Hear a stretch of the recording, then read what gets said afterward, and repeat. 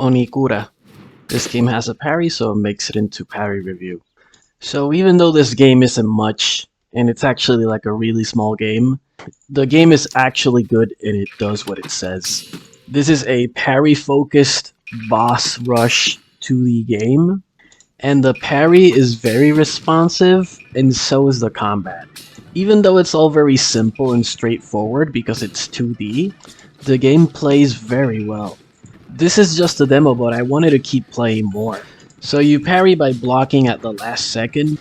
There is no counterattack, but the enemies do have an invisible posture bar, and you deplete it by parrying. Then there's this special attack that you do by holding the right button.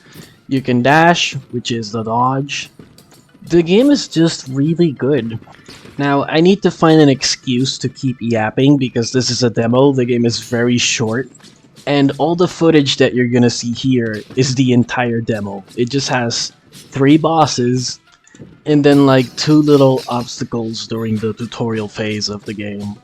And that's it, that's the whole entire game, because it's a demo. The animations look good as well. I mean, as good as a 2D animation type of game can look. But the game just looks good. The feedback you get when you parry an attack, or when you land an attack, it looks good. The game responds well. Obviously, it's a demo. I can't give this game like a crazy high score, but the game gets everything right. Like every single criteria for like a Sekiro-like 2D side-scrolling boss rush games, this thing just gets everything right. Sure, there's nothing new, like this game isn't like groundbreaking or innovative, but it's just a very well delivered formula of like the Sekiro parry type of games that we've come to love in a 2D format. You know, just throwing this out there for those of you who are subscribed to this channel and you like parries and you haven't played yet Kazan, the First Berserker, and also Flintlock, The Siege at Dawn, go play those games, because when it comes to 3D games, this game is 2D, but for the 3D games, Flintlock and Kazan, in my opinion, have like the best parry-focused combat of like any game.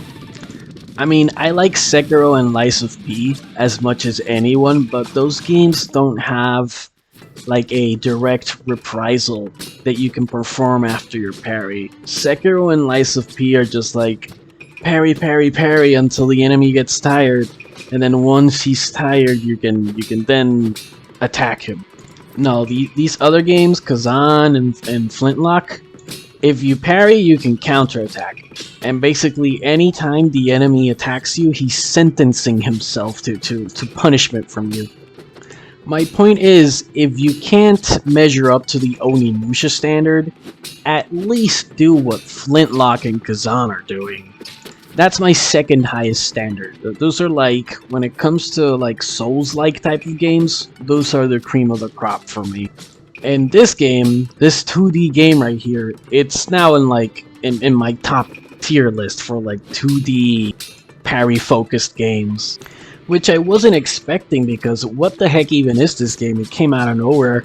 It's a demo, right? So it's not even a full game. But it's just nice to see developers get things right, even if they're using like bare bones 2D pixelated graphics.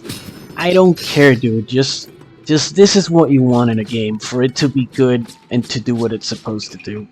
So on the parry metric, let's give it a 6 out of 10 on the parry metric, and on the fun and enjoyment scale, I'm gonna give this game a 7 out of 10 on the fun and enjoyment scale.